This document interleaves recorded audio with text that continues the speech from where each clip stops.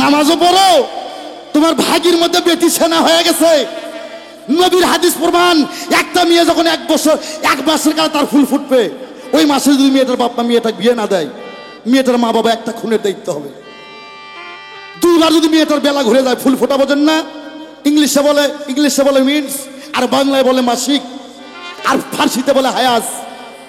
2 মাস যদি 2 মাসের বেলায় মেয়েটার যদি ওই হায়াস হয়ে যায়, ফুল ফুটে যায়, মেয়েটার বাপ মা 2টা খুনের দায়িত্ব হবে। 3 মাসের কালে ফুল ফুটলে মেয়েটার বাপ মা 3টা খুনের দায়িত্ব হবে। 4 মাসের কালে ফুল ফুটলে 4 মাস পর্যন্ত আল্লাহ অপেক্ষা করবে। 4 মাস পর ওই গ্রামের মাথা মুরব্বির টাকা বসালা মানুষের ঘাড়ে পাপটা চলে যাবে। গ্রামের মধ্যে যুবক বেটিক বিয়ে দেওয়ার খবর নাই, হাইরা মুসল্লি সাচ্ছি গো। হ্যাঁ, আমার নামাজ কবুল হইব, আমার পাশে ঘরে বেটি সেনা হয়ে আছে, কতবার ঋতু হয়ে গেছে, বিয়ে দেওয়ার কোনো টাকা পয়সা নাই, আমি সাহায্য করি না, আর আমি মুসল্লি হয়ে গেছি, আমার নামাজ কবুল হইব এইভাবে।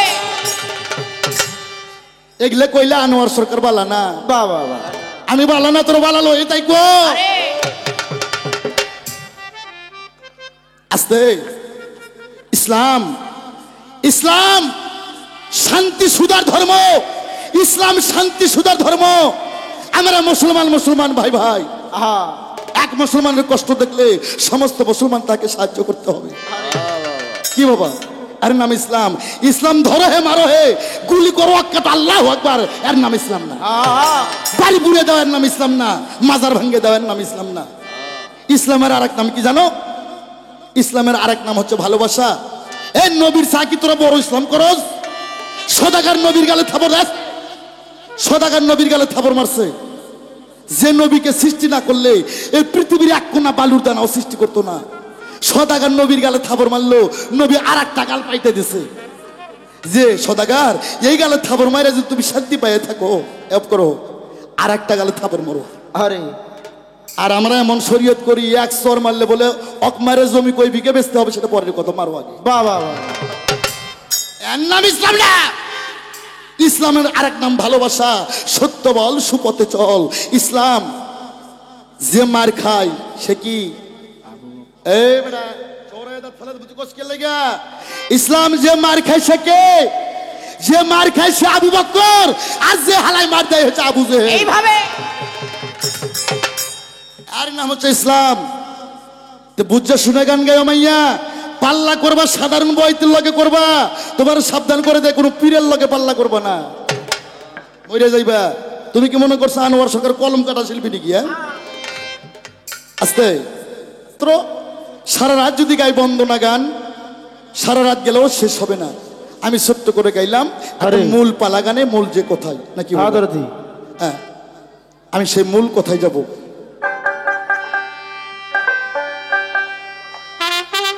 আমার ভাইরা রে, আমার কাছে জিজ্ঞাসা করছে, এই মারফতের ফকির, তুমি জানো না নায়েবে রাসূল আলেম যারা এলেমের কারখানা, যারা নায়েবে রাসূল আলেম তারা হক্কানি আলেম, এরা নবীর ওয়ারিসগণ, আর এদের দেখলে 10টা করে নেক হয়ে যায়, বলছে না? বলে না এই কথা? হ্যাঁ।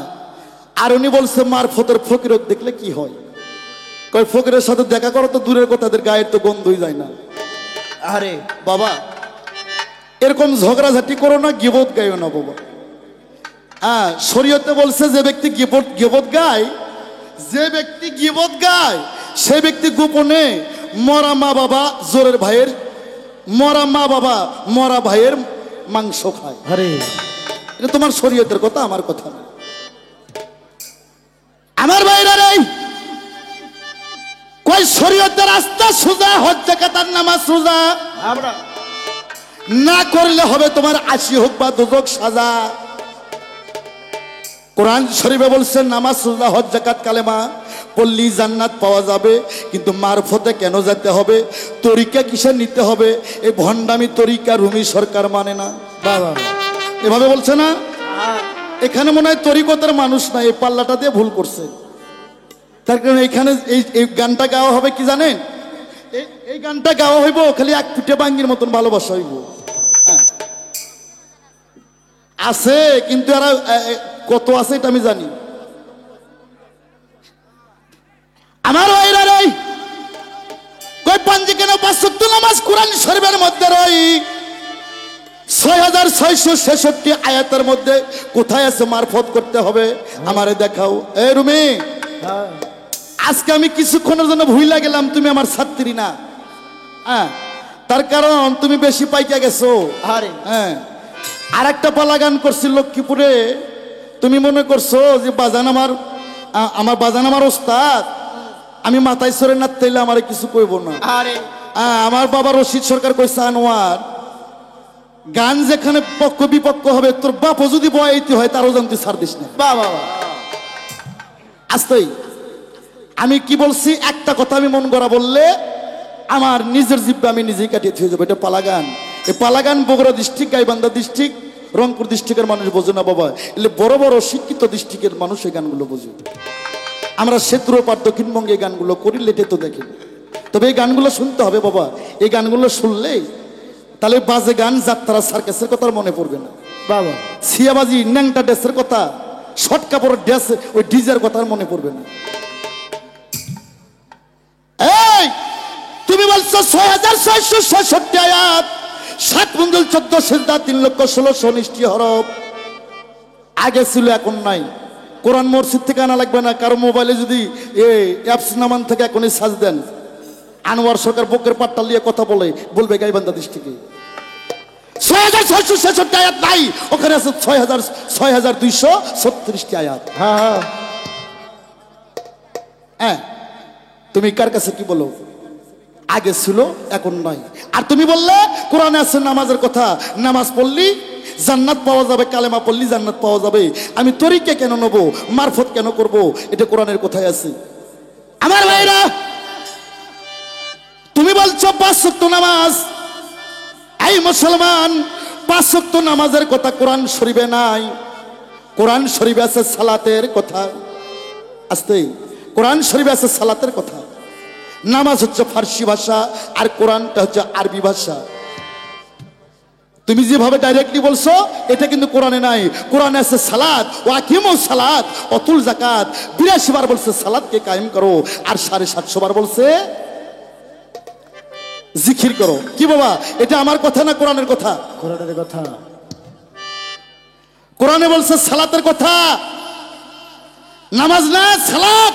সালাত এক জিনিস, তোমার নামাজ জিনিস, নামাজটা হচ্ছে আর এক জিনিস। এই বিষয়বস্তুগুলো তোমাকে বুঝতে হবে। যেমন এই যে আমরা সালাতে দাঁড়াই আল্লাহু আকবার, এই যে এরকম কানে হাত দেয়, বুকে হাত দেয়, এই যে এবা করি, আরে এবা করি, এটা কিন্তু কোরআন শরীফের কোথাও নাই। যদি কেউ দেখাতে পারে, তুমি ছাড়াও যদি কেউ দেখাতে পারে এবা এবা কোরআনের মধ্যে, কোরআনে যেটা না হাদিস দিয়ে মীমাংসা করলে আমরা, তার কারণ কোরআন থেকে প্রশ্ন করলে কোরআন থেকে অ্যান্সার করতে হবে। কি বাবা, এ ভাই কথা কন না কেন আপনারা? হ্যাঁ, আর হাদিস থেকে প্রশ্ন করলে হাদিস থেকে অ্যান্সার দিতে হবে। তুমি কোরআনের মধ্যে হাদিস ঢুকাইবা একটা বদমাইশি করার জন্য, এটা আনোয়ার সরকার বাইসে থাকতে বাংলাদেশে প্রজন্মের যত শিল্পী আছে আর সাহস করবে না। আরে তাহলে এটা হচ্ছে নামাজটা হচ্ছে অনুষ্ঠান, আর এই যে এই ভাব এটা হচ্ছে অনুষ্ঠানের আনুষ্ঠানিক ব্যবস্থা।